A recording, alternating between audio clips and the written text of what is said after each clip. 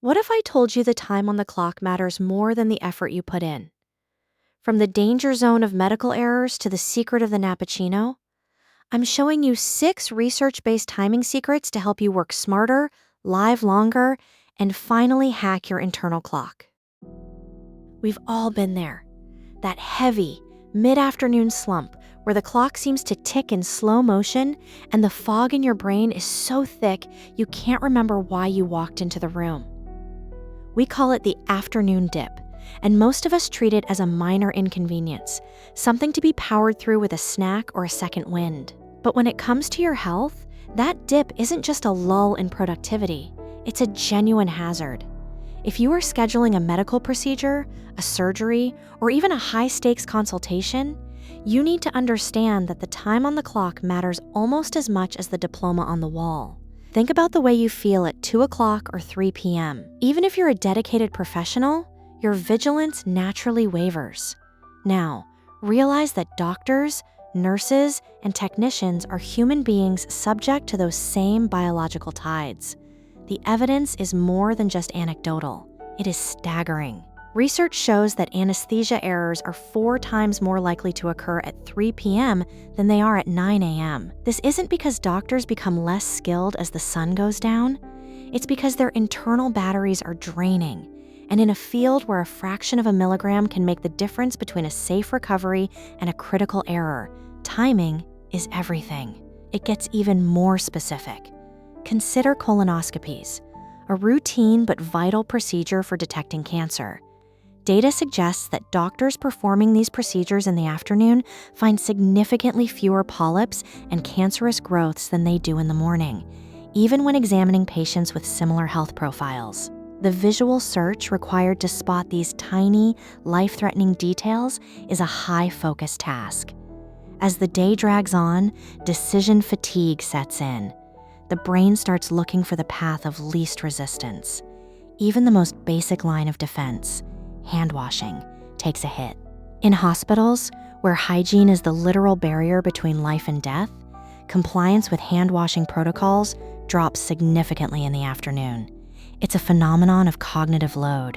When we are tired, we skip the small steps. Beyond hygiene, doctors in the afternoon are statistically more likely to take the easy route in prescriptions, opting for unnecessary antibiotics for viral infections, or even more dangerous, habit-forming opioids, simply because their mental energy to argue for a better, more complex course of treatment has been depleted.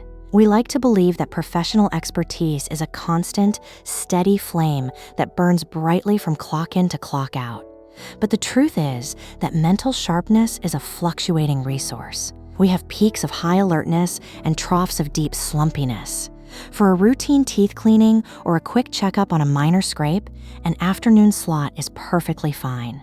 But for the big stuff, the procedures where you need the person holding the scalpel or the stethoscope to be at the absolute top of their game, you have to be your own advocate. Don't just take the first appointment the receptionist offers. Ask for the morning. Wait for the 8 a.m. slot to open up. You want the version of your doctor that is fresh, caffeinated, and fully vigilant, not the version that is fighting the 3 p.m. Bermuda Triangle of healthcare. In the game of medical outcomes, the hidden edge is simply being the first person through the door. Most of us have a morning ritual that feels almost sacred. The alarm goes off, we stumble out of bed, and within minutes, sometimes seconds, we are standing in front of the coffee maker, waiting for that dark liquid to save us from our own grogginess. We've been conditioned to believe that caffeine is the on switch for the human brain. But if you're drinking your first cup the moment your eyes crack open, you aren't actually fueling your body. You're getting in its way. You're essentially trying to jumpstart a car that is already turning its own engine over, and in the process, you're making your caffeine less effective and your afternoon crash much harder. To understand why, we have to look at the invisible chemistry happening inside you every morning. The moment you wake up, your body triggers a natural hormonal surge designed to get you moving. The star of this show is cortisol, often called the stress hormone, but in this context, it's really your alertness hormone. Between 30 and 45 minutes after you wake up, your cortisol levels hit their peak. Your body is doing the heavy lifting for you, flooding your system with a natural, built-in wake-up call that sharpens your senses and clears the cobwebs of sleep. When you dump caffeine into your system during this peak, two things happen, and neither of them is good. First, caffeine interferes with that natural cortisol production. It tells your body, "Hey, I've got this covered, you can stop working," which can lead to a long-term dependence where your body forgets how to wake itself up naturally. Second, you're wasting the bang for your buck. Caffeine is most effective when it fills a gap. By consuming it when you're already naturally peaking, you aren't getting higher. You're just building a higher tolerance. But there is a second, even more important reason to wait, a little molecule called adenosine. Throughout the day, adenosine builds up in your brain, acting like a pressure gauge for sleepiness. The more adenosine you have, the more tired you feel. When you sleep, your body clears it out. However, if you don't give your brain about 60 to 90 minutes to fully clear that sleep pressure in the morning, caffeine comes in and simply masks the adenosine. It sits on the receptors, blocking the signals, but it doesn't make the adenosine disappear. This is exactly why so many people hit a massive wall at 2 p.m. Once that morning caffeine wears off, all that lingering adenosine floods back in at once, and you crash. Hard. So, what should you do during that first hour and a half? Think of it as a pre-fueling period. Instead of reaching for the mug, reach for a tall glass of water. You've just spent 7 or 8 hours dehydrating your brain. Hydration will do more for your mental clarity than a stimulant ever could. Get some natural light in your eyes. Sunlight is a powerful signal to your internal clock that the day has begun. Go for a short walk, move your body, or if you want to lean into that high cortisol focus, tackle a few pages of a book or write in a journal. When you finally sit down for that first cup of coffee 90 minutes later, your cortisol has naturally started to dip and your adenosine receptors are clean. Now, the caffeine can actually do its job. You'll feel a smoother, more sustained lift that lasts into the afternoon without the jitters or the inevitable midday collapse. It's a small shift in your schedule, but it changes the entire chemistry of your day. Stop fighting your biology and start timing your fuel. Your 3 p.m. self will thank you. Since you're already learning how to sync your body with the clock, why stop at coffee and medical appointments? If you want a complete roadmap to master your habits and reclaim your energy, check out my ebook, 30 Days to a Better You. It's a practical, day-by-day guide designed to help you build the discipline you need to actually stick to these routines. Stop guessing and start transforming. Grab your copy at the link below and make the next 30 days the start of a whole new chapter. Now, let's talk about how your shower can literally hack your brain. We often think of a shower as a simple act of hygiene, a way to wash off the day or scrub away the sleep. But if you look at it through the lens of biology, a shower is actually a powerful thermal remote control for your internal clock. Most of us hop in the water whenever it's convenient, but by understanding how water temperature interacts with your core body heat, you can effectively hack your nervous system to either spark intense focus or trigger a deep, restorative slumber. Let's start with the evening.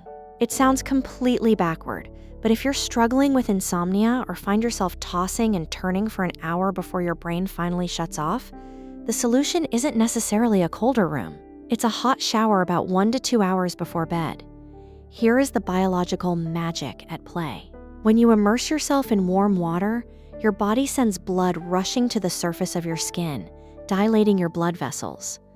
Once you step out of that warm environment into the cooler air of your bedroom, your body undergoes a rapid thermal dump. Your core temperature drops quickly. That specific drop in core temperature is a powerful evolutionary signal.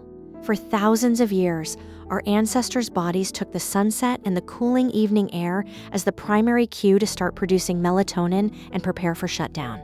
By taking a warm shower and then letting your body cool, you are manually triggering that ancient biological switch. Research shows that this deliberate temperature drop helps you fall asleep faster and, more importantly, leads to a higher quality of deep sleep. You aren't just getting clean, you're telling your brain, with scientific precision, that the day is over. Now, let's flip the script. What if you're the person who wakes up feeling like you're moving through waist-deep mud? If your goal is alertness and high-octane energy, the warm, cozy shower is actually your enemy. Instead, you want to embrace the jolt. A cool or cold shower in the morning does the exact opposite of the evening routine. The sudden contact with cold water triggers a cold shock response, which causes your body to retain heat rather than shed it. It sends a rush of norepinephrine through your system, a chemical associated with focus and attention. It forces you to take deep, oxygenating breaths and jumpstarts your metabolic rate. This isn't just about waking up in the sense of being conscious, it's about mood regulation. That morning cold exposure has been shown to boost dopamine levels and increase your mental resilience for the rest of the day. You're essentially practicing how to handle stress in a controlled environment. By the time you step out and towel off, your internal systems are humming, your heart rate is elevated, and your brain is primed for complex tasks before you've even had a sip of water. The real secret to using temperature as a tool, however, isn't just about hot or cold.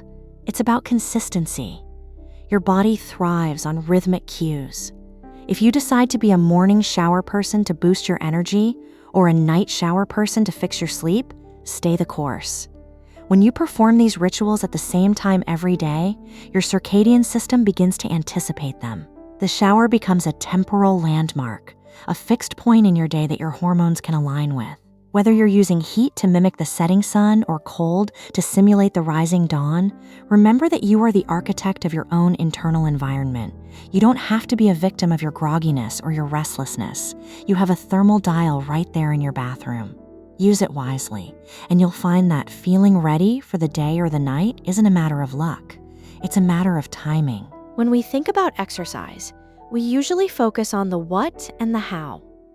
We obsess over the perfect training split, the weight on the bar, or the brand of running shoes on our feet. But there is a silent variable that dictates the ROI of every single drop of sweat you shed: the clock. Your body is not a static machine. It is a shifting landscape of hormones, core temperatures, and lung capacities. Depending on when you lace up your sneakers, you are stepping into a completely different physiological environment. The choice between a sunrise session and a sunset sweatfest isn't just about your work schedule. It's about deciding what your body should prioritize today. If your primary goal is weight management, habit formation, or a mental health boost, the morning is your undisputed champion. There is a specific, almost metabolic magic to working out in a fasted state, shortly after you wake up. Because you haven't fueled up with a day's worth of meals yet, your body's glycogen stores are lower. This forces your system to pivot, tapping into stored body fat for energy. Research suggests you can burn up to 20% more fat during morning cardio than you would later in the day. But the benefits of the morning window go beyond the scale. From a psychological perspective, winning the morning sets a trajectory for everything that follows. A morning workout triggers a release of endorphins that acts as a natural mood stabilizer, keeping you on an even keel as the stresses of the workday roll in. Moreover, morning exercisers are statistically more consistent. In the morning, you are in control of your time. By 5 p.m., the inevitables start to happen. A late meeting, a flat tire, an invitation to happy hour, or simply the crushing weight of a long day. If you get it done early, the excuses never have a chance to breathe. Morning is for the discipline seekers. However, if your goal is peak performance. If you want to hit a new personal record on the bench press, sprint faster than you ever have, or simply avoid the nagging injuries that come with a stiff body. The afternoon and early evening are your golden hours. Between 4 p.m. and 7 p.m., your body undergoes a remarkable transformation. Your core temperature reaches its daily peak, which essentially means your muscles are pre-warmed. They are more elastic, more powerful, and significantly more resilient. This is the window when your lung function is at its strongest, allowing you to circulate oxygen more efficiently. It's no coincidence that a disproportionate number of world records in track and field and swimming are shattered during this late afternoon period. You aren't just stronger in the evening, you're also more coordinated. Your reaction times are faster, and your perceived exertion is actually lower. This means that a workout that feels like a grueling, Level 10 inches effort at 6 a.m. might feel like a manageable level 7 inches at 5:30 p.m. if you want to feel like an athlete, to enjoy the movement and push your limits. The evening is where you belong. The bottom line is that there is no universal best time to train, only the best time for your specific objective. If you need to shed pounds and build an unbreakable routine, set that alarm early and move before the world wakes up. If you want to perform at your absolute limit and feel the high-octane power of your own biology, wait until the sun begins to dip. The most important thing, regardless of the window you choose, is to find your rhythm and stay there. Your body loves a predictable beat. Once you align your movement with your internal clock, you stop fighting against your own physiology and start riding the wave of your natural energy. We've all reached that point in the day where the afternoon slump feels less like a dip and more like a total system failure. Your eyes are heavy, your focus is shattered, and you're staring at your computer screen wondering if anyone would notice if you just crawled under your desk for an hour. Most people try to fight this with a third cup of coffee or a sugary snack, but the science of timing offers a much more elegant solution. It's a two-part strategy that addresses both the immediate need for a reset and the long-term desire to start something new and meaningful. First, let's master the art of the nap. For years, napping had a bad reputation. It was seen as a sign of laziness or a habit reserved for toddlers and retirees. But research from institutions like the Mayo Clinic suggests that a strategic nap is actually a high-performance tool, the danger zone we discussed earlier. That trough of energy between 2 p.m. and 3 p.m. is the ideal time to step away. But there is a very specific trick to doing it right, and it's called the nappuccino. The nappuccino is the scientifically perfected version of the power nap. Here's how you execute it. First, you drink a cup of coffee. I know it sounds counterproductive, but stay with me. Caffeine takes about 20 to 25 minutes to travel through your digestive system and enter your bloodstream. Immediately after finishing your coffee, set a timer for 20 minutes and lie down.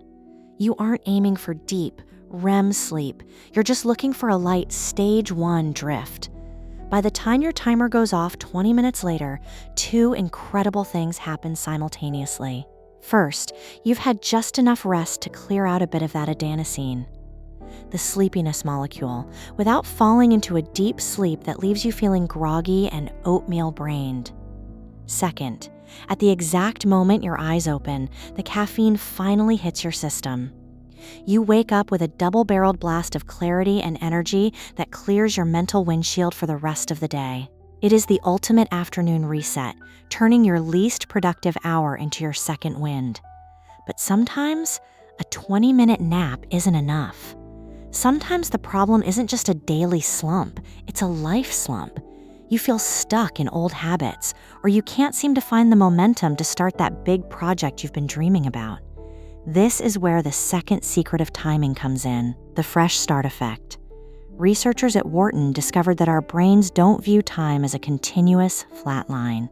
Instead, we see our lives as a series of chapters. We have temporal landmarks, certain dates that act like psychological reset buttons. These dates allow us to relegate our old self and its failures to the past and open a clean slate for our new self. You don't have to wait for New Year's Day to change your life. In fact, there are 52 fresh start opportunities every year, Mondays. Every Monday is a chance to separate yourself from the person who didn't work out or didn't write last week. Other powerful landmarks include the first day of a new month, your birthday, the start of a new season, or even the day after a vacation, when you align the start of a new project, like a business, a fitness journey, or a creative endeavor. With one of these dates, your internal motivation is naturally higher. You are literally more likely to succeed because you've convinced your brain that a new chapter has begun. Timing isn't just about the minutes on a clock. It's about the rhythm of your life. Whether you're using a nappuccino to conquer the afternoon or a fresh start date to launch a new dream, you're no longer just working harder, you're working smarter. When you stop fighting the clock and start using it as a lever, you gain an unfair advantage over everyone else still trying to power through the fog. The clock is ticking anyway. You might as well make it work for you.